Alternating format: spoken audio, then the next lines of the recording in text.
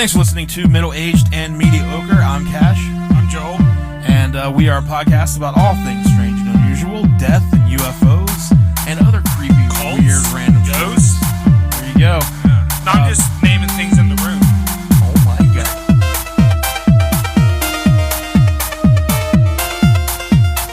There's a cult of ghosts.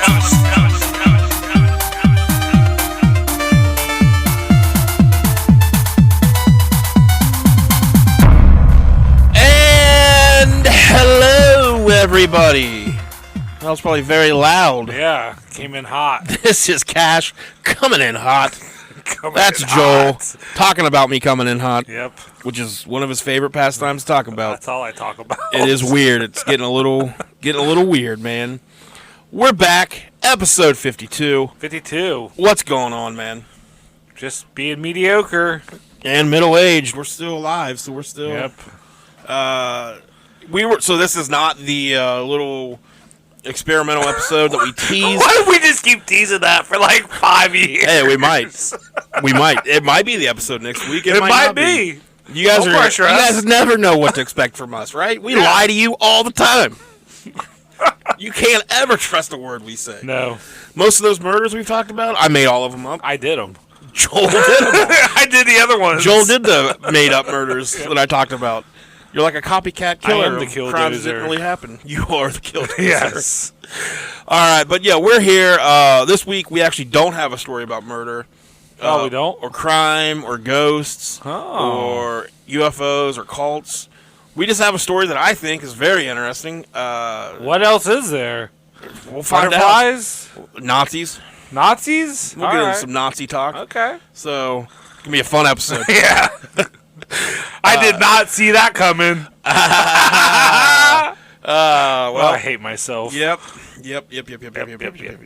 So, before we get into that, though, what we are recording on, what is this, May? This is May. This is May, Saturday. On May 29th. Yesterday marked the 5-year anniversary of the killing of the murder of Harambe, Oh, man. the gorilla. You know, and everything went downhill after that. Now that I'm thinking about it, now that you brought it up before we started recording, it was him dying, and then Trump, and now here we are. Yeah, everything's really went to shit Yep. since Harambe. I stopped believing in anything good after that. How long after that did we come up with the everything is awful and nothing is good thing? Probably like a year or so. Yeah. Probably about the first anniversary of his death. I wonder what that kid did yesterday. He had better have fucking cured cancer. Yeah, that kid better do something good. Because I bet Harambe would have. If I was that kid's parent, I would remind him every day. Yeah, Hey, they killed a gorilla, so you could be here. Like, so fucking clean your room. maybe quit shitting your pants. Yeah, maybe. I mean, he's got to be like 8 by now. So Yeah, he's 8. Yeah. okay, so, he looked about 2 or 3. Yeah. So yeah, I mean by now. Great parenting too, by the way. I don't know how that kid ended up down that pit, but Yeah. Well, yeah, the mother released like a statement the day that happened on Facebook where she was like, now a lot of people are going to point fingers and whatever. And I'm like, yeah, because you know you fucked up. Like, you already know it was because of you that Harambe died. yeah. But Live with that. the reason I bring it up mostly is because Solved another one. 5 years ago is when he Uh-huh. died. So that was in May of, what's 5 years, 2021, 2016? Yeah. You're on fire. I'm on fire. My math brain. We did that New Year's. We did a comedy show at a hotel in Marietta. Yeah, we did. We also, before that show, we recorded the first ever episode of Rough Sets, Yep. which was our first podcast. So yesterday was the 5-year anniversary of us podcasting. Happy anniversary. Yeah, it's been 5 years. Dang. So we've had 3 podcasts now in 5 years. Doing good. It's a process. I wonder how many episodes that is total. Because we did quite a few What's Going On episodes. We did probably, 20 Rough Sets? I'd say we're probably at 100 or so. Yeah. With the Rough Sets and What's Going On in this. Probably around there. Yeah. But that show, I remember doing a Harambe bit at that show. Oh, really? And no one knowing what the fuck, because it was that was a weird show. Well, it was all older people. And they were like the first row was like 20 feet from the stage. Yeah, you were way far back. Ohio State was playing Clemson on the TVs in the back of the room. Yeah. And there was like music in between the comedy and stuff. Yeah, it was a very weird show. Uh-huh. Yeah, I just remember having a whole bit about, like, something to do with them interviewing the other gorillas about what happened. And, like, how one ends up, like, going off about how terrible Harambe was and he deserved it. I don't know what the bit was now, but I just remember the crowd that I could see, just all older people, just like, who are these people he's talking about? That's comedy. What is a hambre? That's comedy. I don't remember much about the show other than that, though. I remember the hotel room. I got comped the hotel room for help putting it together. Yeah. And, of course, Michael Cox was there. Rest in peace. Yes. Speaking of resting in peace. I do remember he was there. Yeah, Michael Cox. And I think it was me, you, Michael, Danny. Yep. And then Cradle to the Grave played. Yeah. Todd and Morgan. R.I.P. Todd. Yeah, wow. Yeah.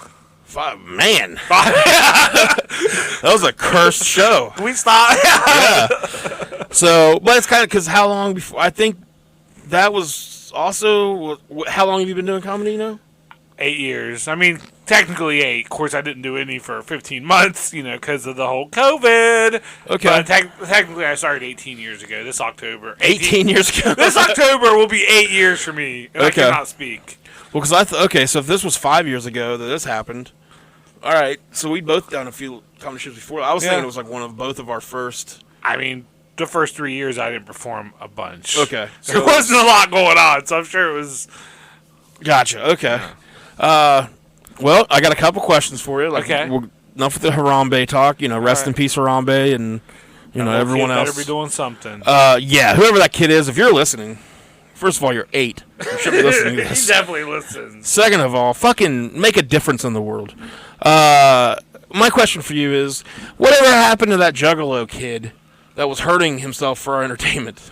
The Juggalo. Oh, he's still on there. Super Humman. Is he still doing anything? Yeah, I haven't seen any videos in a while, but I was following him on Facebook there, and he's like 30. So I guess that's about what he looks. I thought maybe he was like a victim of COVID. Like I've not heard from him. He had a wrestling friend called Good Friend Paul. Okay. And I think they had a falling out, and Good Friend Paul went their separate ways. Oh. And now he's just. You hate to see it. You hate to see it. But yeah, I think Super Humman, but it's like spelled different. Like if you look him up on Facebook, it's got 2 M's, I think, or like an O or something. I don't know. Or that maybe. Maybe it is 2 M's. He's on Facebook there, and I'll see it, and then he's like, he'll post a pic, be like, "Missed me yet?" And it's like him. All 2 M's. Up. Okay, 2 M's. Yeah. Okay. So he's still alive. All right. I just haven't heard. Like I feel like. You could probably book him for a match. I don't want to. Okay. I remember he does do wrestling. I remember that was like the big. It was like before COVID hit. Uh-huh. I remember that was happening. He was starting to get him and his good friend Paul some bookings, and like everyone was all pissy about it and upset. People love to get pissed and upset, especially wrestlers. I know. It's like, how about just don't give a fuck? They can't do that. They cannot. Like you get pissed and upset, kind of gives it more attention. Oh yeah. So just be like, well, that's stupid. That's not how their brains work. No. I'm gonna ruin my day over what these people are doing. Yeah, and they will sit on Facebook all day to argue every comment that is left. Boy, they're dumb. Oh, they're idiots. Yeah, Super Humman, man. Okay, I was just thinking, maybe. I mean, he kind of was in a way a victim of COVID, I think, because no one's fucking talked about him. Yeah, well, he does all the stuff outside, so I think he's safe. Yeah. Well, I got a second question for you. All right. So my second question is, all right, so say you find $1 million lottery ticket. It's a winning ticket. Uh-huh. And like you find it like laying on the ground, you find it like I'm coming here and I'm shitting all over your computer desk. Why would you do that to me? I just, finally I can do it. I don't understand. Finally I can do it. Is this all you've been wanting to do? Finally! Shell over my computer? Shit on just over everything. Well, this changes a lot. I have $1 million. I can be like, here, buy a new desk and computer, bitch. So you find this ticket, it's laying on the ground, it's laying in the trash, it's laying somewhere, but you know who bought it. Oh. You know who it belongs to. Sure. What do you do with it? I think I would, if I knew who it belonged to, I would give it to that person because I wouldn't want that hanging over my head. So you would just straight up, here you go. Yeah. Found this. Sure, I didn't have it to begin with. So. Okay, well, you share a lot in common with a Massachusetts woman who... I've heard that a lot. That I share a lot in common with the Massachusetts woman. That's weird. You've heard that a lot. A lot. My whole life. She found on May 24th, just a few days ago, she found a $1 million lottery ticket that had been laying.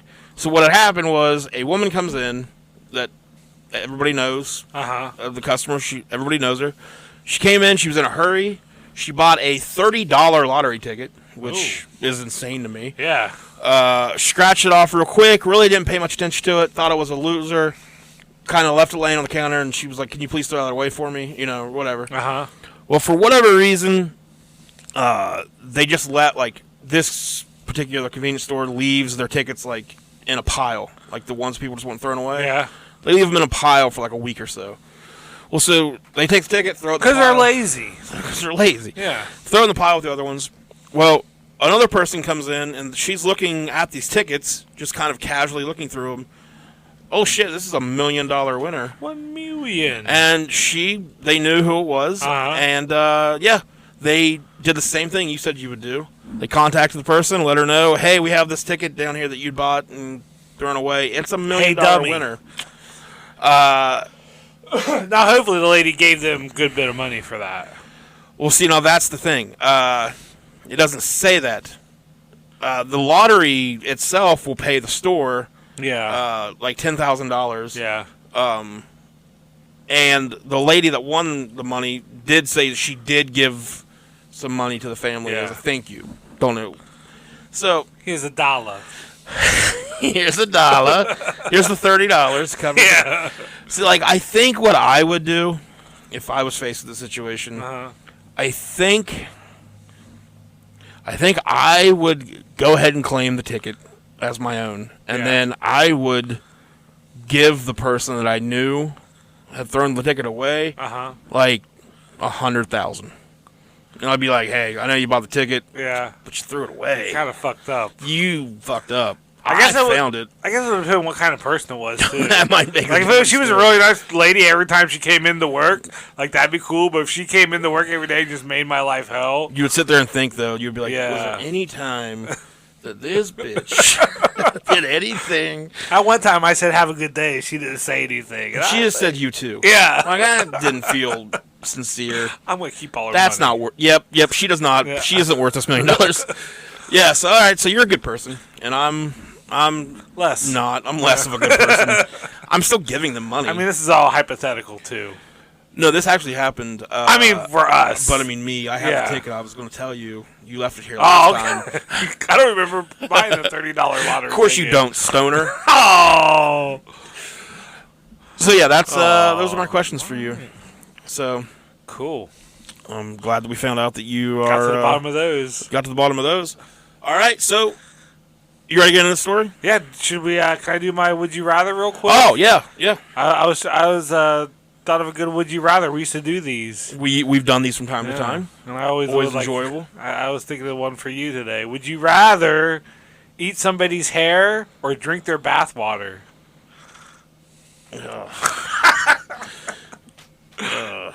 This is what we call a lose-lose situation. So, what kind of rules are on eating their hair? You must eat their hair. Like, can I you put it in your mouth and you swallow it. Can I mix it with anything? No. You're just eating hair and drinking bath water. See, I feel like it's harder to eat the hair.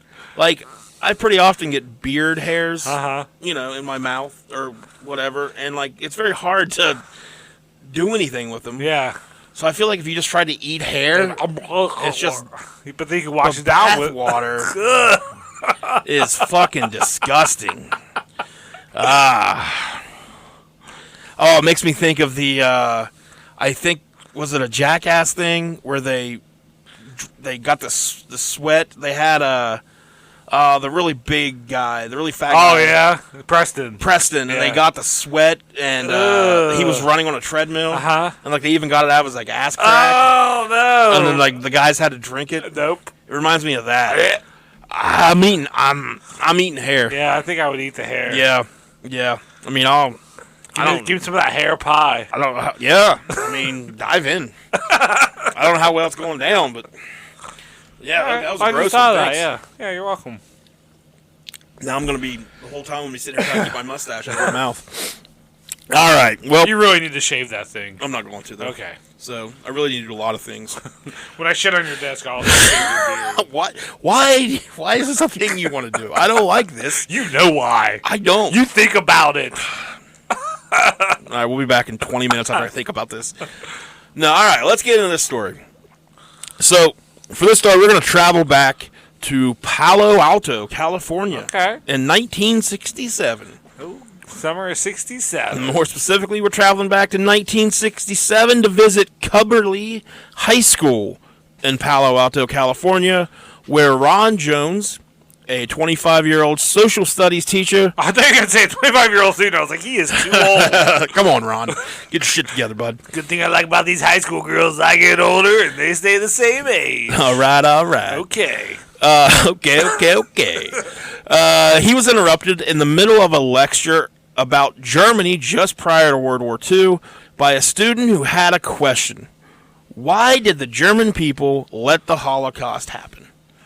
He's kind of just like, they know what's going on. Uh-huh. How the hell does no one... Yeah. So, Jones was pretty well known for his interesting and experimental teaching methods.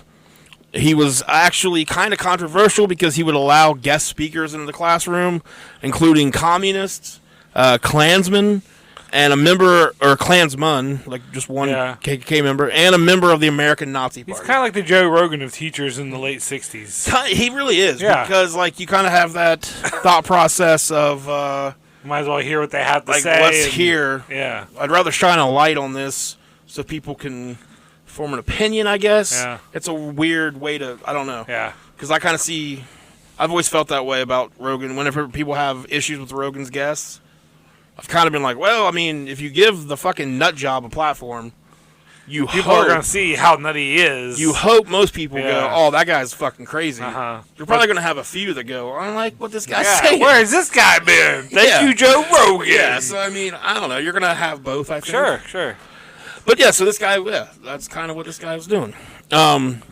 But people loved it. Like, he would have people from other classes. Like, if they knew a speaker was coming in, he would have people from other classes, like, get permission from their teachers or whatever to come and sit in. Sure. So, he would also teach by creating very involved simulations with his classes.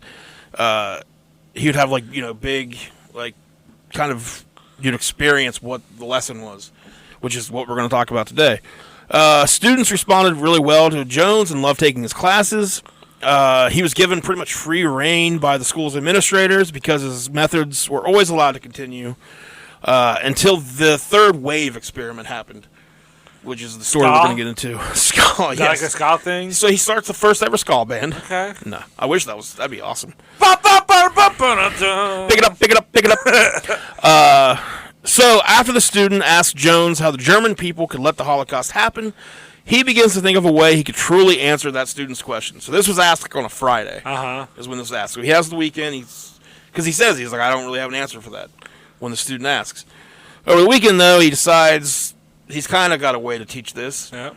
So, Monday morning, as the students arrive for class, they find the classroom darkened, lights are down.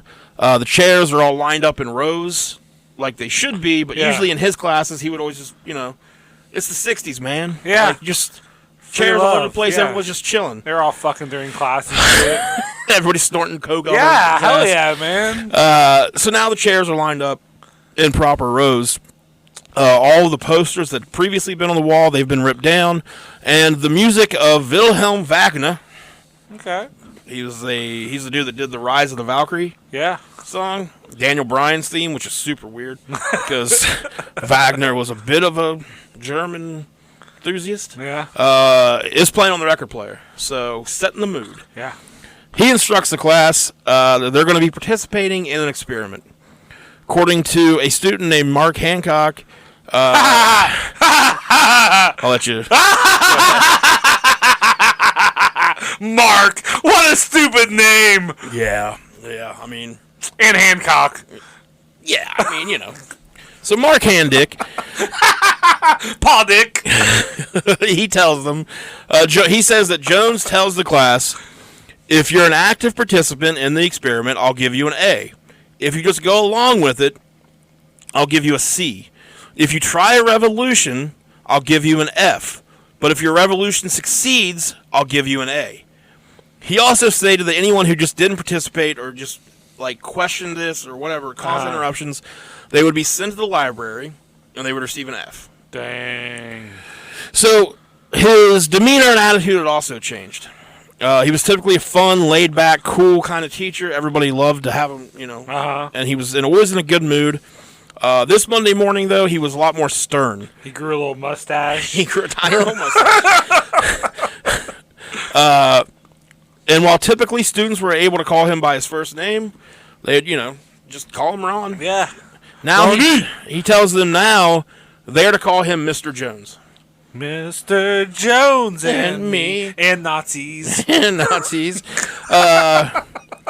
So he begins the experiment by discussing one of the defining characteristics of Nazis. Okay. What would you say is one of the defining characteristics of Nazis? Hate. Okay. It's a good one. So the one he goes with is discipline. All right. He describes the beauty of discipline. They're disciplined in their hate. They are, yes. Yeah, their ignorance. He describes Hey, listen, if you're a Nazi and you're listening to this right now, you go fuck yourself. Go fuck yourself, man. Go fucking run out in traffic. Yeah. You Nazi We're in fuck. Parkersburg, West Virginia. Yeah. Please come and find us. I would love to introduce you to a baseball bat I have. So anyways, he talks about how an athlete feels after working hard to be great at a sport. How a ballet dancer or a painter works hard to perfect a movement or a portrait. Sure. How the dedicated patience of a scientist results in an idea and a new discovery. It's discipline, that self-training, he says, the control, the power of the will, the exchange of physical hardships for superior mental and physical facilities, the ultimate triumph. So he's selling them discipline. To further illustrate his point on discipline, he commands the class to begin using a new posture when seated, explaining to them that from now on, the proper sitting position... Planking? Is this how planking came along? This is ultimately the story of planking. Oh, you snuck it into a Nazi story. It's how I Clever. It's how I teach most lessons. Okay. He says that sitting properly with good posture leads to mandatory concentration and strengthens your will. So, I get that a little bit. You don't want to slouch. I do, though. I know. I slouch, too. I'm slouched right now very badly. I'm trying to. I'm sitting up straighter as I tell this. Let me Nazi up here, okay? I'm ready. So he has the students sit upright, feet planted flat on the floor, and their hands placed flat across the small of their back to force themselves to sit upright, which is super uncomfortable. Yeah. I'm doing it now. I hate it. So the students sit upright, just as they're directed, and he begins walking up and down the aisles of chairs, correcting the students, telling them that, adjust this, fix that. And after just a few moments, everyone is sitting perfectly in how they're supposed to be sitting. They want to please the teacher. Yeah. So he says that in these drills, he concentrated attention on the feet being parallel and flat, the ankles locked, knees bent at 90-degree angles, hands flat and crossed against the back, spine straight, chin down, head forward. So he gets the whole class. The classroom's like 30 people. Mm-hmm. So then Face down, ass up. Face down, ass up. That's the way they like to learn. Nazis. Yeah, plank. Plank. So he then instructs them that they're going to be participating in an exercise. He excuses them from their seats and has them leave the classroom, only to immediately demand that they return to their seats as fast as possible. So everybody starts running back in. They're bumping into each other, knocking over shit, making all kinds of commotion, mostly just chaos. So he has them do it again and again and again until they are able to leave the classroom and return to their seats in the proper seated position in under 15 seconds. Dang. He tells them that this was satisfactory and they're going to move on with the lesson, but one student speaks up and says, "No, I think we can do this faster." So they do. and they get better. They get it down to like 10 seconds. Oh my god. Think about that kid. Yeah, fuck that kid. That's probably the kid who asked about. Man. He's probably the one that asked, like, hey, why did the Germans just let the fucking Nazis do all that? So he says, and later, so Ron Jones would later write a article after running into one of the students that participated in this. Like years later, he runs into him, kind of remembers all, thinks about this again, and writes his article. So in the article, he says, I decided to push the tolerance of the class for regimented action. In the final 25 minutes of the class, I introduced some new rules. Students must be sitting in class at the attention position before the late bell. All students must carry pencils and paper for note-taking.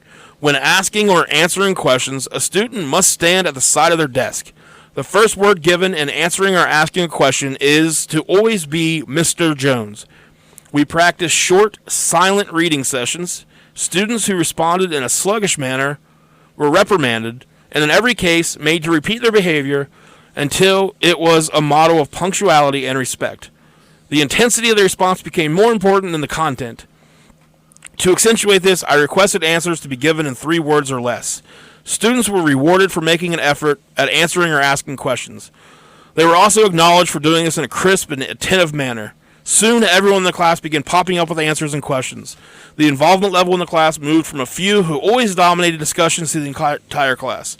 So, just within one class period, he's like got this entire class. These little idiots brainwashed. Like whipped into shape. Yeah, not brainwashed, but definitely programmed. So that's the end of Monday. Okay. And Mondays, am I right?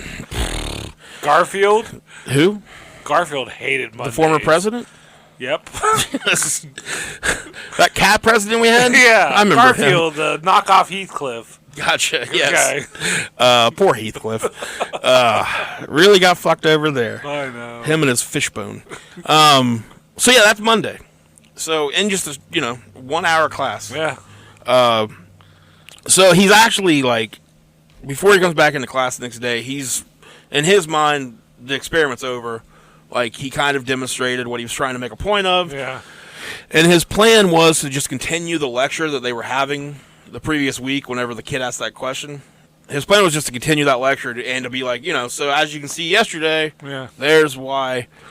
But as he gets into the class that morning, every student is sitting in the correct posture, looking straight ahead in silence, preparing for the experiment to continue. So it does. He just off the top of his head goes over to the chalkboard and writes in big letters, strength through discipline. And below that, strength through community. So he's just winging it now. Yeah. And he's just like, all right, let's see. Might as well try to take over the country. Let's see what we can. Yeah. Can I become a cult leader? So while the class sat in silence, he begins to lecture about the value of community. He states that community is a bond between individuals who work and struggle together. It's raising a barn with your neighbors. It's feeling that you're a part of something beyond yourself. Of movement, a team, La Raza, which is a Conan thing. Yeah. That I know of, but actually it means community. A cause, it means a community or family. So he then, goes on to keep talking about how important community and discipline are. And he has the class recite over and over again, strength through discipline, strength through community. First, he would have 2 students stand and call back the motto, then 2 more would stand up, and then eventually the entire class would stand up and recite these 2 phrases. The students began to look at each other, and they started to feel like, hey, we're all, we're doing this. We're together in this. Yeah. So they start to realize like everyone's equal right now. Like we're all, So they do this kind of the whole period. Like they're just repeating this back and forth. He began to think of So Ron Jones starts to realize like he himself is kind of part of this experiment because he starts to kind of feel like I have some power here. Yeah. Like, oh shit. He'll do pretty much anything I ask him to. So he starts to kind of find it harder and harder to. Like, even though he keeps thinking, like, all right, this should end. Yeah. He keeps like, let's see. Let's just see what we can do. A little bit more. So, as the class is ending, he creates a salute. And the salute fuck. The salute is to bring your right hand up towards your right shoulder in a curled position like a C. So, and he calls this the third wave salute because he was kind of like a hippie surfer guy. Uh-huh. And so, he just thought of waves. Yeah. And so he kind of, this is what he came up with. So you would raise your arm up to the right arm, and then you would, as you would salute somebody, you'd bring the C across your shoulder to your chest to the other shoulder. So you wouldn't pretend to suck it or something? You wouldn't. Because it almost looks like you're have a big giant dick in your hand. Right, almost. That's not the salute? That's not the salute. Just like, No, I don't think that's what he was going for. I mean, all right. They could have left that part out there. All right. Can that be our salute when we see each other? We just, Yeah. Okay, cool. Yeah, whatever. That'll be fun to do in rinks. We'll have to. They'll love it there. Oh, they will. Those people are very tolerant. So they got their little C salute. So when the bell rings at the end of class, he asks them to all sit in silence, not to just rush out. Uh-huh. And then, while everyone's paying attention to him, he raises his arm up in the salute, and without any prompting, all of the students also put their arms up and salute him. So, yeah, that's just 2 days. That's 2 days, and he's already got this entire classroom falling in line, and now they're saluting each other. Programmed, pretty much. So he, a teacher. Yes. So on Wednesday, Hump day. He sees that he has a stack of index cards blank in his desk. So he grabs all of those, and he decides that he's going to issue all of the students that want to continue with the experiment a membership card. So he gives them the choice. If you want to continue to do this, stay in the classroom. If you don't, library. Peace out, Holmes. So that's me. That's you. Yeah. So you're out. I'm done with this. Okay. I don't want to be a part of a group. I'm a lone wolf, baby. Well, so funny you should say that. So while this is going on, there's one girl. Her name's Sherry Towsley, and she basically becomes the only person to stand up against this. Mm-hmm. So day one, she says that she kind of like, as this stuff's happening, she's just kind of like, what the fuck is this? Yeah. And she kind of gets what he's going for, though. But she starts to get a little bit nervous at how quickly everybody kind of starts this whole strength through unity, propaganda. And day 2, I think it was, no, day 3 that we're about to get into, she says to Mr. Jones, why can't we just say what we think? Why do we have to report on each other for expressing opinions? And he tells her, well, you can go to the library. So she's shipped off to the library.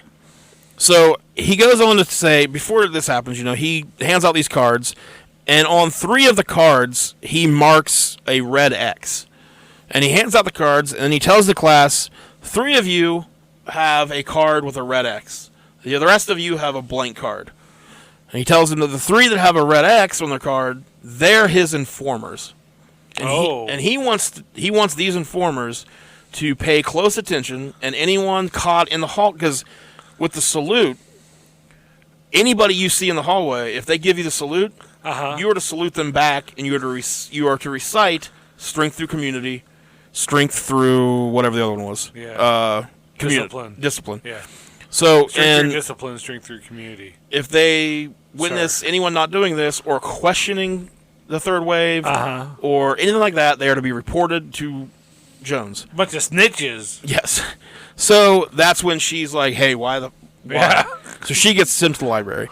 And what he finds is that the 3 that he gives the X to, basically everyone starts informing on everyone. Yeah. They're all looking for the people that aren't participating. So he also tells each person that they are to hand out pamphlets and recruit new members. within the school. So, and then he also has them Getting work. a little out of hand. He wants you to be able. So he tells them that they are responsible for stopping any student that is not a third wave member from entering the room. Oh. So like now we're getting to the point where we're like, no outsiders. Yeah. You know, no one can come in and question us. Like we're. So he says that he wants them to be able to remember and recite by tomorrow the name and address of every third wave member. Jesus. He says that they are assigned the problem. Hey, Mr. Jones, I got an algebra test tomorrow that I need to study with for. 9! Oh, shit. Discipline only in this class, not the other classes. Not the other classes. Fuck those We're other going to classes. use algebra, nerd. Fuck Poland. Yeah. Right? You mean Mrs. Connor's class? Poland. Yeah. Fuck it. So he says that they are assigned the problem of training and convincing at least 20 other kids that the sitting posture is necessary for better learning. It is their job to read the pamphlet and report its entire content to the class before period ends, and then he wants each of them to give him a name and address of one reliable friend that you think wants to join the third wave. So he's starting to get a little... He wants them to name names. Things are starting to get a little out of hand. Like, I'm going to go to the library with Stephanie, or whatever her name was. Sherry? Yeah. So he says that there's a very simple procedure for initiating new members, that a new member only had to be recommended by an existing member and issued a card by Jones himself. Upon receiving the card, the new member had to demonstrate knowledge of the rules and pledge obedience to them. So the school was, like, hopping with this. Like, everyone's pretty fucking stoked about this whole thing. Like, it's growing. It went from the 30 kids in the class to pretty much most of the school, and kids from the 2 other nearby schools started just showing up to be a part of this. So, very quick. This is Wednesday. These are not lone wolves. This started Monday. So, yeah. Followers.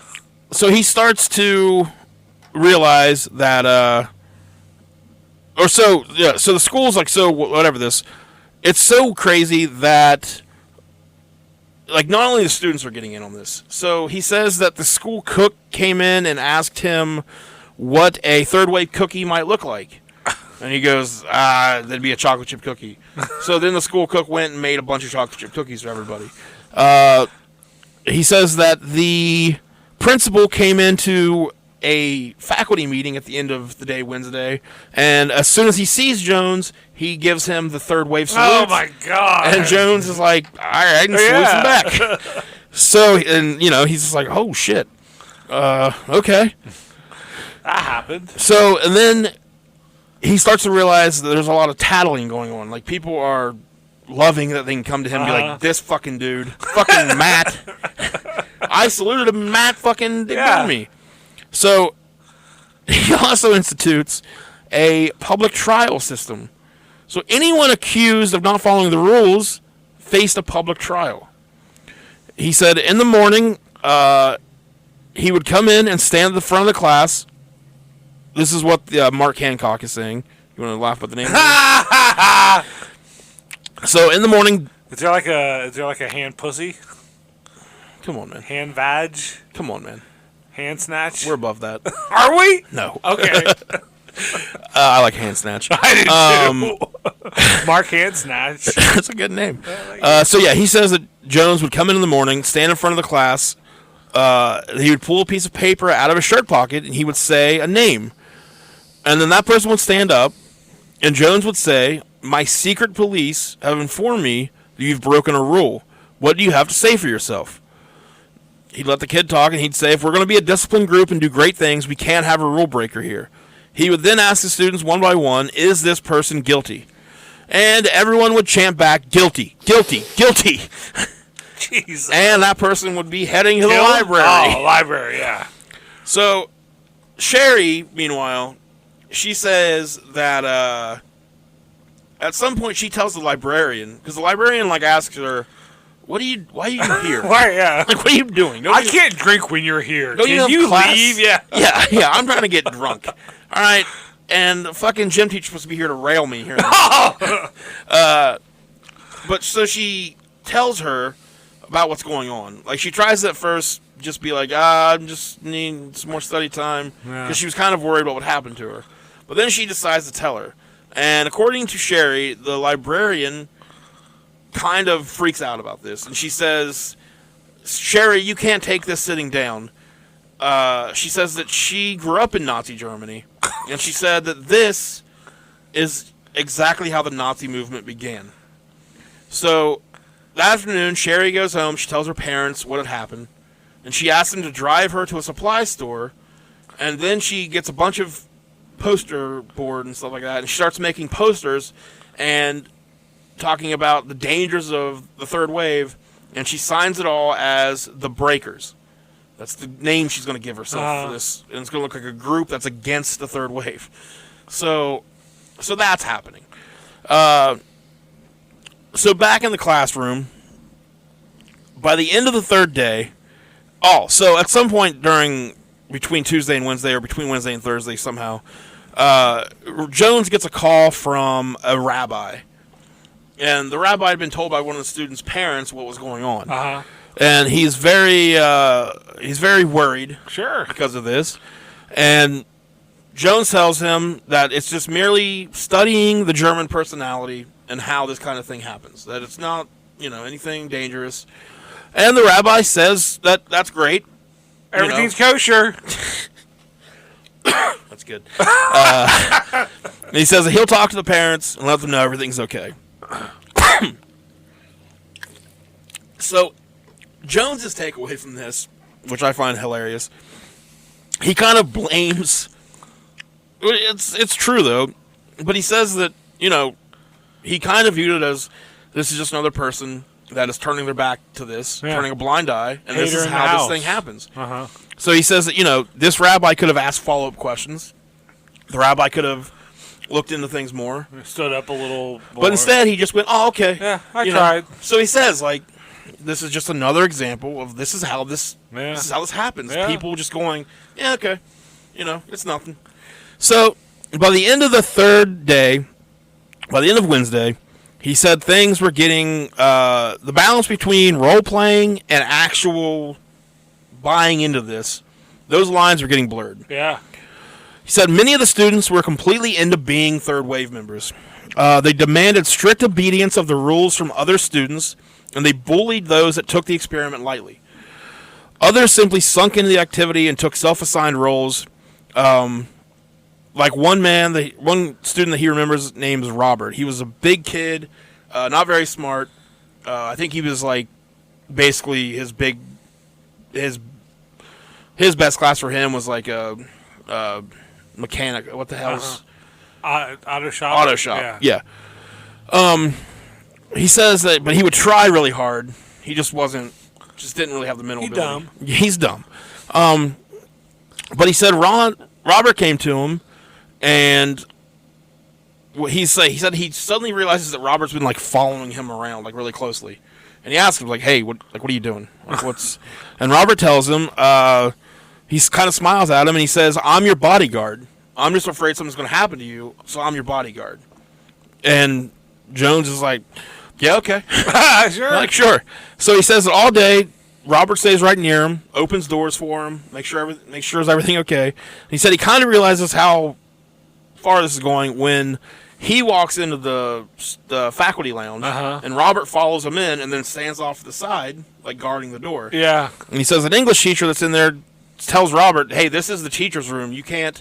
And he shuts her down and says, I am a bodyguard for Mr. Jones. Oh, God. So, end of conversation, lady. Yeah. If you know what's good for you. You want to go to the library? Yeah, I'll take you. You like the library? Mrs. Something? Can't think of a name. You're quick today. I am. My head hurts. You could have came up with anything. I could not think of a... But you said something. Mrs. Something. You never had a Mrs. Something? At least you said something. With that, let's take a break. Take a break.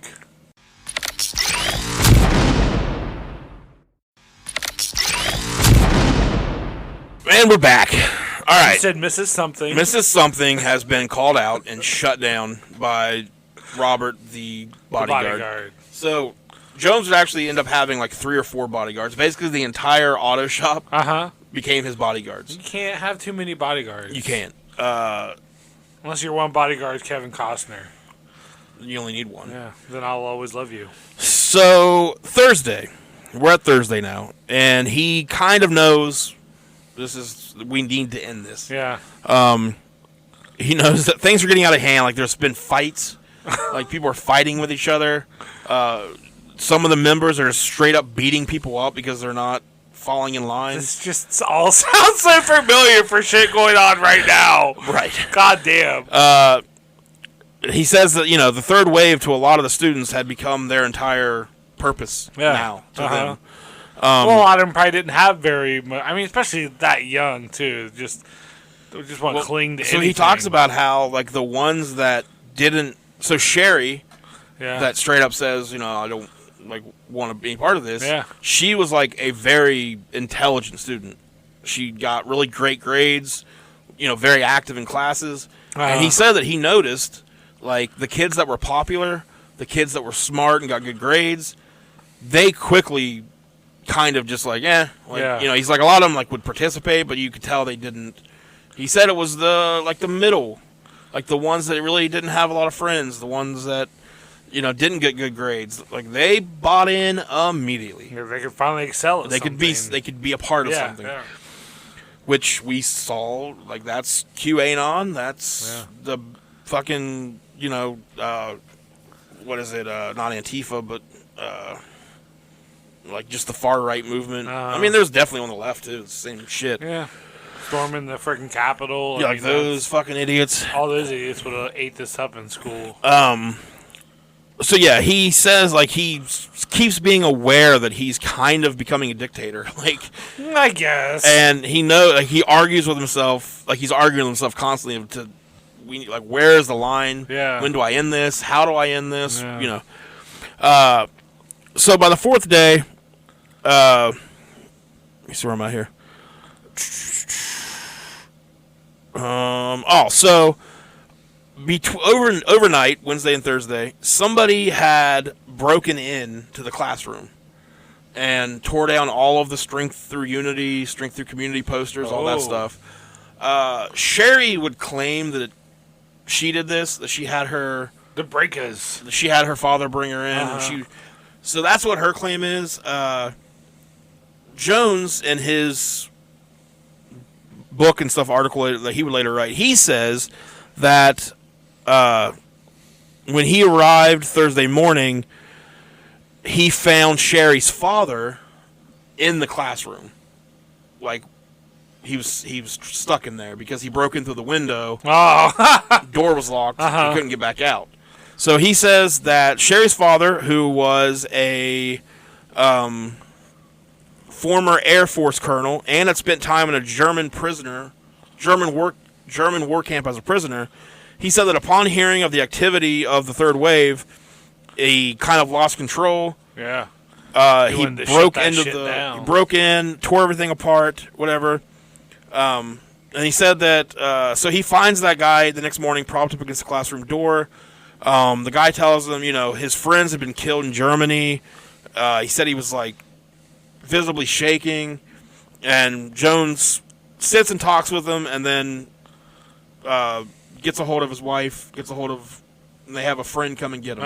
That's his. I don't know which one happened. Either that happened or Sherry broke in and did all of this, and because she says she broke in, put posters up all over the school that night of anti-third wave. Yeah. So don't know which one's true. She also says that this took place over 9 days, to her recollection, but everyone else, it was that 1 week. The 1 week. So don't know. I don't know what to believe. But so now there are, in the classroom itself, there's over 80 students. God. Now at this point. But there's 200 some members. Because, they're giving memberships out to anybody that... Different schools. And... So there's 200 some members, but 80 students from the school. In the so he decides he's got to do something in this, and he kind of swings big. So he gets in front of the class, and he announces, he lowers his voice very seriously, very monotone. He tells them, quote, "The third wave isn't just an experiment or a classroom activity. It's far more important than that. The third wave is a nationwide program to find students who are willing to fight for political change in this country. That's right.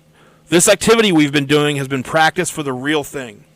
Across the country, teachers like myself have been recruiting and training a youth brigade capable of showing the nation a better society through discipline, community, pride, and action. If we can change the way that school is run, we can change the way that factories, stores, universities, and all the other institutions are run. You are a selected group of young people chosen to help in this cause. If you will stand up and display what you have learned in the past 4 days, we can change the destiny of this nation. We can bring in a new sense of order, community, pride, and action, a new purpose. Everything rests with you and your willingness to take a stand." So now he's just... Pretty big swing. This is a real thing. Yeah. You guys are part of a real movement. So... Time to kick some ass. To give validity to the seriousness of his words, he turns to these 3 girls that are in the class who he knew had questioned the third wave. It was known that they had done this. So he demands that they leave the room. He explains that, or he then tells the 4 guards he has to escort them to the library and to restrain them from entering the class the next day. He then says that there will be a rally at noon in the school auditorium the next day on Friday, and there will be a rally for third wave members only. He said then he just keeps talking. He's just like on a roll now. He says that he basically didn't stop talking because he was afraid as soon as he did, somebody would ask a question that could kind of bring this whole thing down. Yeah. So he's just going, and he says that at noon on Friday that a national candidate for president would be announced, and that the formation of the third wave youth program would be announced. So now he's saying that this is actually a political movement that has a president-elect, a nominee, a candidate, that they're going to, and this is going to be broadcast on television at noon the next day. So he says that it'll be... He's escalating this. He says that this will be like simulcast to over 1,000 different youth groups across the country who can all stand up and display their support for such a movement. He says that, this class is going to represent this area. He also says that he also questions if they can make a good showing because he says that the press has been invited to record the entire event. He says no one blinked an eye at this. No one laughs. They all just, okay. Sure. We're here. This is it.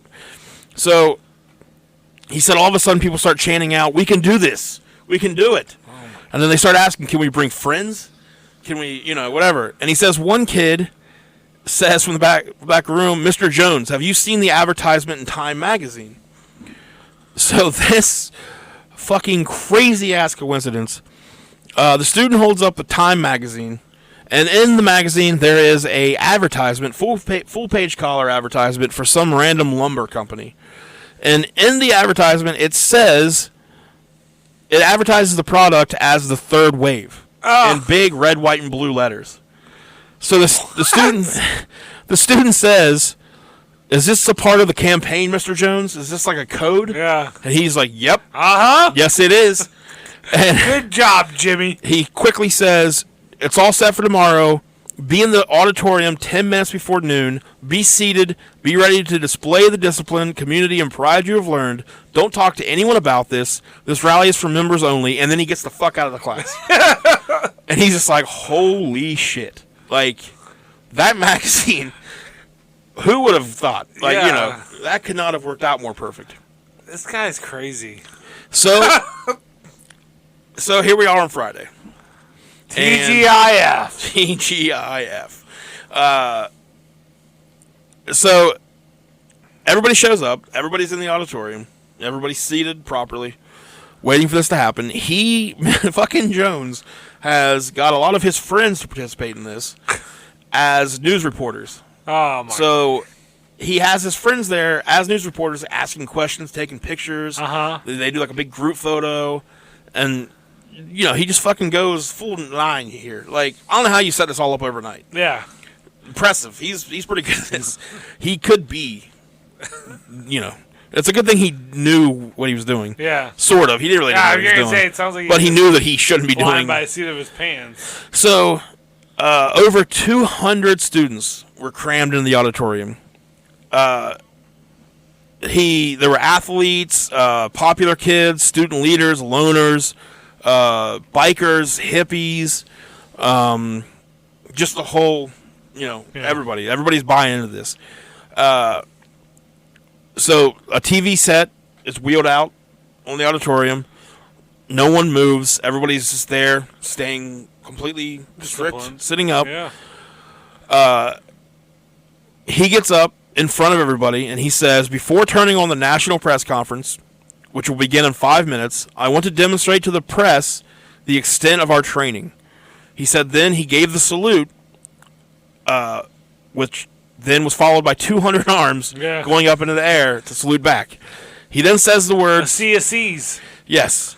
He then says the words, strength through discipline. And he starts throwing it like a chorus. It starts low. Strength through discipline. Strength through discipline. And then it starts to grow. Strength through discipline. Until it is like a fucking roar. Like the entire auditorium, everyone's fucking saluting and saying strength through discipline. Yeah. And, you know, the friends are there taking the pictures. And so 12:05 comes around. He turns off the lights, turns on the television set, and it's just static. He said he's like kind of like freaking out at this point because he's like, he doesn't know how this is going to go. So, you know, he turns that on and he leaves the room. And he kind of watches through the, you know, window. He says no one moves. Everyone just sits, stares at the TV, waits for something to happen. And then 12:07 comes. And then 12:10, 12:15, nothing's happening.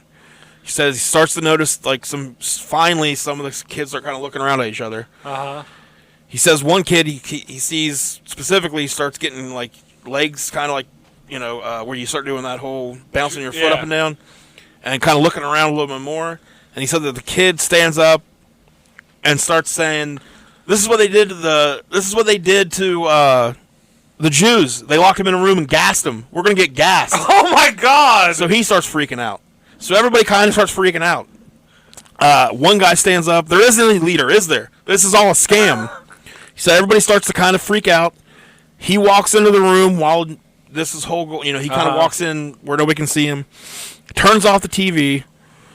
Everybody looks back up to him. And everybody gets kind of back into where they're supposed to be, though. Like, they immediately sit right back into, like, strict. Everybody fucking calms down. Good little doggies. Yeah. And he says to them, listen closely. I have something important to tell you. Sit down, everybody. There is no leader. There is no such thing as a national youth movement called the Third Wave. You have been used, manipulated, shoved by your own desires into the place you now find yourself. You are no better or worse than the Nazis we have been studying. You thought you were the elite. You thought you were better than those outside this room. You bargained your freedom for the comfort of discipline and superiority. You chose to accept that group's will and the big lie over your own convictions. You think to yourself that you were just going along for the fun, that you could extricate yourself at any moment. But where were you heading? How far would you have gone? Let me show you the future. Then a giant projection screen drops down. The projector lights up, and he's showing the Nuremberg rally, which is the big, famous rally where Hitler gets all the whatever. So he basically is saying, this is you. Yeah. Look what you fucking became. Everybody, like, people are crying.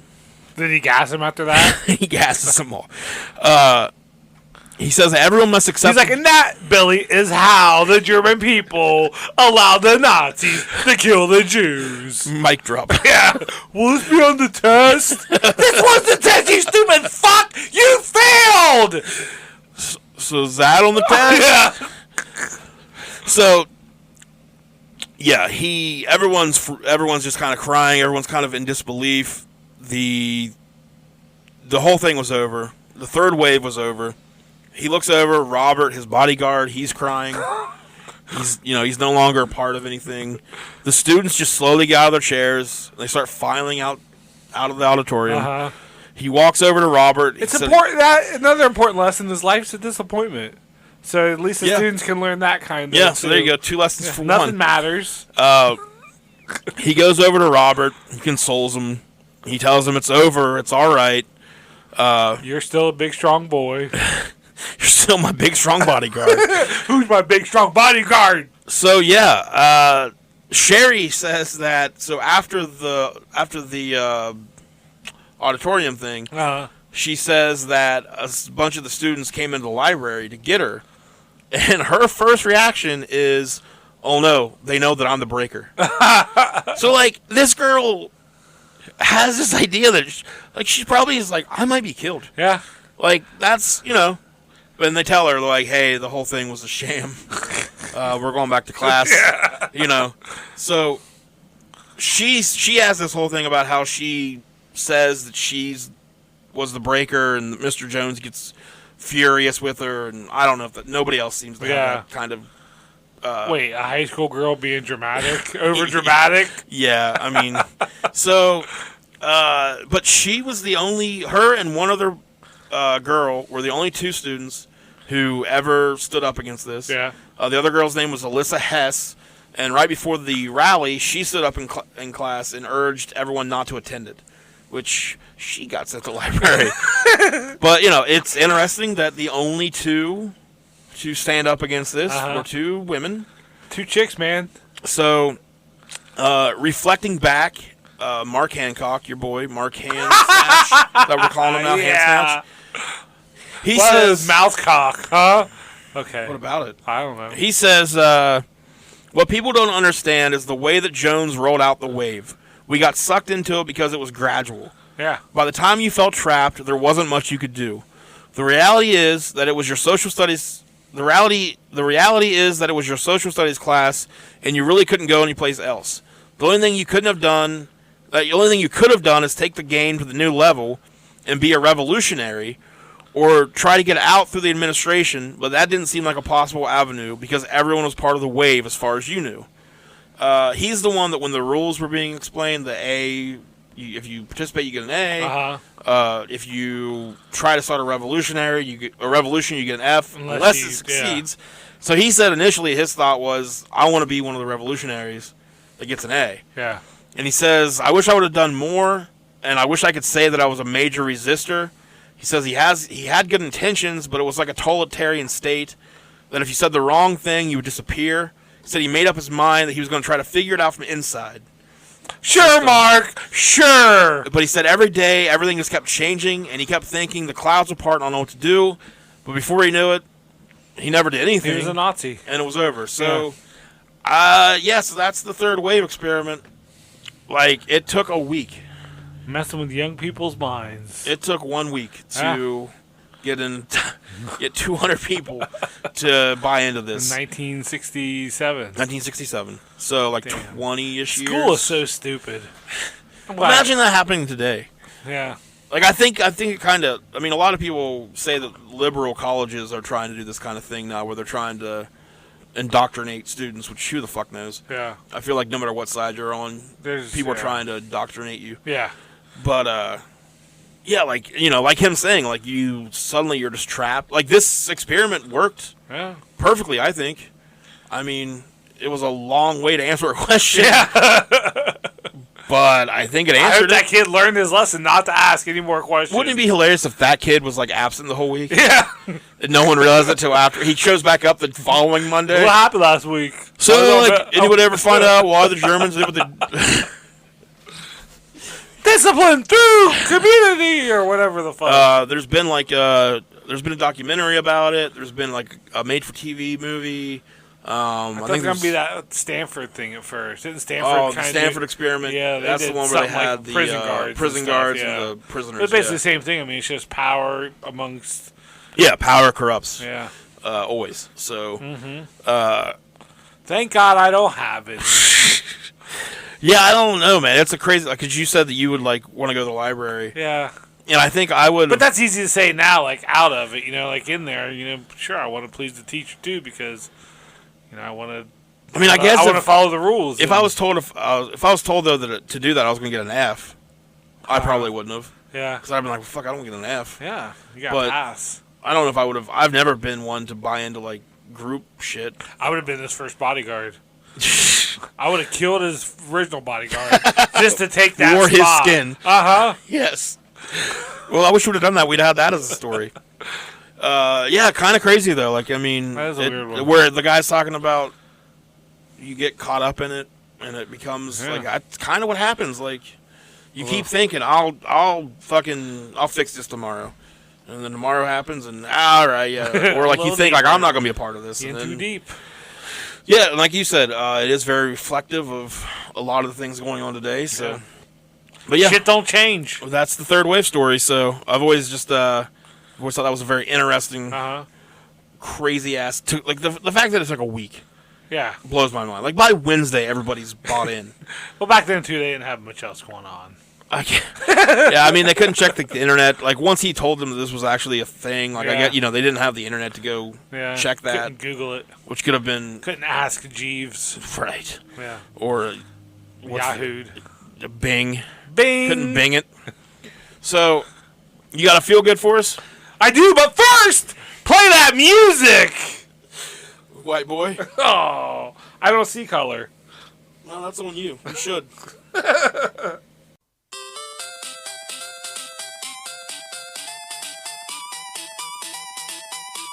Feels good. You're pointing at me. Do I talk now? All right. You keep pointing. All right. This week's Feel Good is about one of our listeners. Feels good. It feels good that people listen and they interact with us on social media. And this is our friend Kenny Dan. She's at Kendra_Creek on Twitter. She posted to let us know that it was Varsity Blues, not Friday Night Lights, for last episode. Yeah. And I just thought that was neat that, we did an episode, we put it out, somebody listened, then they went on social media to correct our dumbasses. And that made me feel good. Yeah. So, thanks, Kendra. Yeah, I appreciate it. Maybe she stopped listening to us after that. Yeah. I was like, well, I can't listen. No one messes with my Vanderbeek. Right. I can't listen to people that don't know the difference between Friday Night Lights and Varsity Blues. Yeah, see, I didn't know either. I said Any Given Sunday, which was obviously not it. Right, that's that was like way the off. Oliver Stone football movie. Hoping that you would get it as you're the engine behind this show. And you said Friday Night Lights, and I blindly followed you. So it kind of ties into this week's episode. Part of me was like, is it Friday Night Lights? But I mean, you were like, well, that's what he said. That's what Josh said. It has to be right. He has a microphone and a computer. And I'm going to shit all over it one day. Yeah, you got to drop that dream.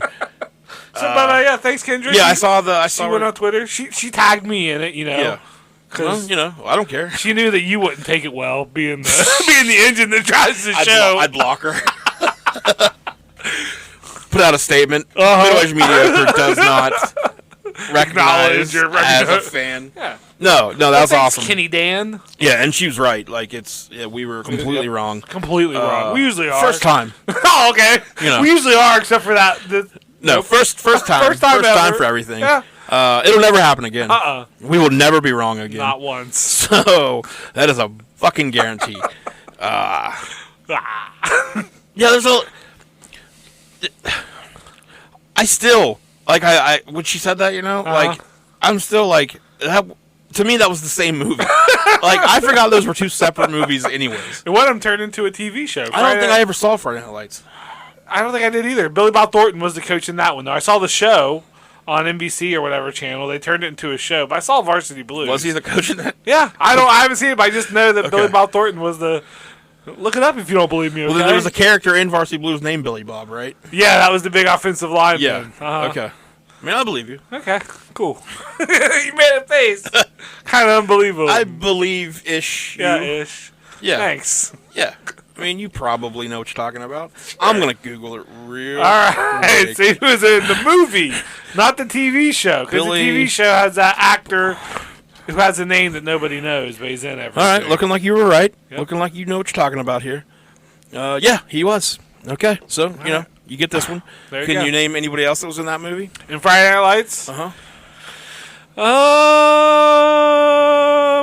Stifler? No. Okay, that's it. I'm out of All right. ideas. That was a good game. Thanks. Good game.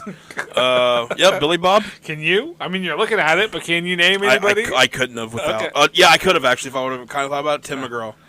McGraw. Oh, he's the dad, huh? Yeah. The dad that, yep. I would have eventually got to there. They are about the same movie, though. There's a dad that wants the boy to do really good, and the kid's like, I And the don't boy really care. don't want. He don't want his your life. life. So, yeah, same movie. I don't want your life. It's the only part of that movie I remember. Yeah. I don't remember. Yeah. So, all I right. can't remember the name of it. Well, that's our show. That was it. We ended on a. No, that is awesome though. Like more. We would love more. Yeah, I just love the interaction. I think that's really cool. Yeah. So she thought about us. She let us know. And I appreciate that. Now, speaking of interactions, I did notice that listeners that use Apple Podcasts are now our majority of our listeners. Oh, really? So that means we should have way more than 5, or than I think we have 8 ratings and 1 review. So if the majority of our people just rate us, you really need to do your part of this. Yeah. Give us either 4 or 5 stars. 5. 5. Give us 5. I'll be happy with 4. It works way better for us to get more. Okay, do 5. 5 gets us better chances of promotion and shit like that. So 5 stars. 5 stars and a review would be awesome. We'd appreciate it. We'd love to be able to do a lot of different stuff, and to do that, we need money. Yeah. So 5 stars gives us money. The more recognition we can get, the more promotion we can get, the more we can do. And the more interactions we can do with fans. Exactly. So keep that up. Thank you again for reaching out to us and correcting us. If anybody ever hears us say some stupid shit that's wrong, please, by all means. Call us out. Yeah. That's the only way we're going to learn and grow. We're not going to learn from it. We might but grow we a like little to know bit. that we, we like to know. We keep a list. Yes. So, all right. Well, you got anything else before we get out of here? Stay mediocre.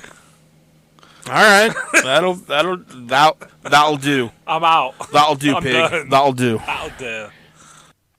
Snither, here, I get.